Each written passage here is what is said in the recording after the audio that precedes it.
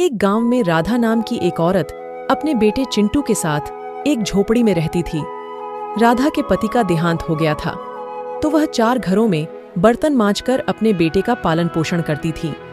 राधा की झोपड़ी के सामने ही रमेश सेठ नाम का एक धनवान अपने परिवार के साथ एक बड़ी हवेली में रहता था। रंजीत के 2 बच्चे थे, पिंटू और चिंकी। वे दोनों रिंकू के साथ दोस्ती करते थे। रमेश को ये बात पसंद नहीं थी। एक बार होली आई। रमेश ने अपने बच्चों के लिए महंगे महंगे रंग और इम्पोर्टेंट पिचकारियां लाकर दिया। वे उन रंगों को मिलाकर पिचकारी के साथ खेल रहे थे। रमेश और उसकी पत्नी भी होली खेल रहे थे। रिंकू उसे बड़े चाव के साथ देख रहा था। उनके घर गया। पिंटू, चिंकी, क्या मैं भी तुम्हारे साथ खेल सकता हूँ? क्यों नहीं, चलो खेलते हैं। ये लो ये पिचकारी। चिंकी उसे पिचकारी देने लगी। तभी रंजीत वहां आया। ये क्या कर रहे हो बेटा? हमारे घर की नौकरानी के बेटे के साथ खेल रहे हो?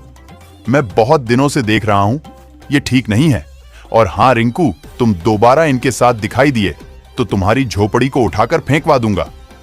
रंग खरीदने को तो पैसे है नहीं और होली खेलने चले आए। हाँ, पहले जाकर देखो खाने के लिए दाना है भी कि नहीं।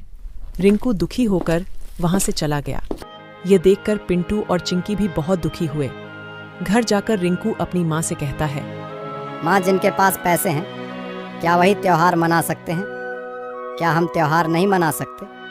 पिताजी अगर जिंदा होते तो क्या वह रंग और पिचकारी खरीद कर देते। यह सुनकर माँ बहुत दुखी हुई।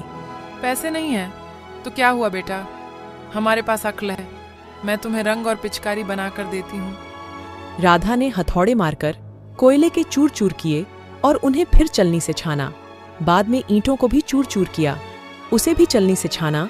उस पाउडर को एक और प्लेट में डाला। 3 बाल्टी पानी ले आई। एक बाल्टी में कोयले का चूर मिलाया और दूसरे बाल्टी में ईंटों का चूर मिलाया और तीसरे बाल्टी में हल्दी को मिलाया। उसके बाद एक बांस की पिचकारी बनाई। ये देखकर रिंकू बहुत हैरान हुआ। उन दोनों ने उन रंगों और पिचकारी से खेलने लगे। पिंटू और चिंकी उनके पिचकारी और उनके रंगों को देखकर हैरान हुए। 3 दिनों बाद पिंटू और चिंकी रंगों से पुते हुए चेहरे के साथ रिंकू के सामने आए। अरे रिंकू, तुम्हारे शरीर के ऊपर जो रंग थे वो सब निकल गए और तुम साफ हो। 3 दिन हो गए पर हमारे ये रंग उतर ही नहीं रहे। हमारे तो कपड़े भी फेंकने पड़े। मेरे रंग एक बार नहाने से ही चले गए। मेरी माँ ने हमारे रंग में कोई केमिकल्स नहीं मिलाया है था, इसलिए वे रंग मेरी त्वचा से नहीं चिपके। तब पिंटू और चिंकी एक दूसरे को देखने लगे। अगले साल फिर होली आई। राधा ने फिर से रंग और पिचकारी तैयार किया। पिंटू, चिंकी और रमेश अपनी हवेली में होली खेल रहे थे।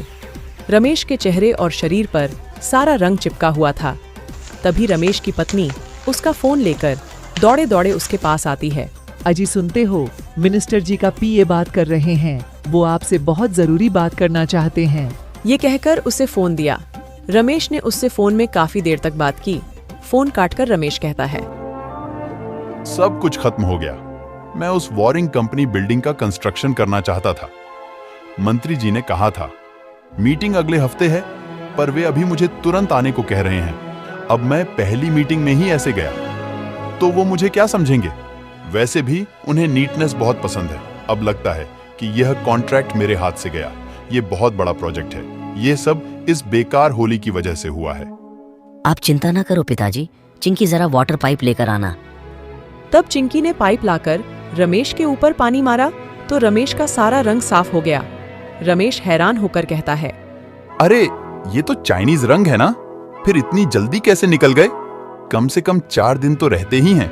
इतनी जल्दी निकल कैसे गए? ये आपके लाए हुए रंग नहीं है डैडी, ये तो रिंकू की मम्मी का बनाया हुआ नेचुरल रंग है।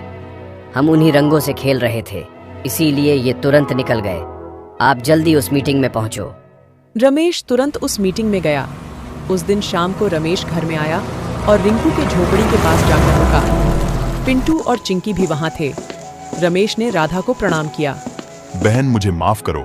मैंने तुम्हारा और तुम्हारे बेटे का बहुत अपमान किया। तुम लोग गरीब हो ये सोचकर मैंने तुम लोगों का तिरस्कार किया, पर आज आपकी वजह से मुझे एक बहुत बड़ा कॉन्ट्रैक्ट मिला है। इस कॉन्ट्रैक्ट की वजह से मैं इस देश का सबसे बड़ा कॉन्ट्रैक्टर बनूंगा। मैं आप लोगों का एहसान किसी तरह चुकाना चाहता हूँ। मुझे अपना सगा भाई मानकर। ये पैसे ले लो। बहन, मेहरबानी करके मना मत करना। यह कहकर रमेश ने राधा को 50 लाख रुपए दिए। पिंटू और चिंकी खुश हुए। इसी तरह रमेश झोपड़ी की जगह पर उनके लिए बहुत अच्छा घर बना कर दिया। तब से पिंटू, चिंकी और रिंकू हर साल होली नेचुरल कलर से ही खेलने लगे। ये कहानी आपको कैसी लगी और आपको क्या सीखने को मिला, कमेंट में ज़रूर बताएं।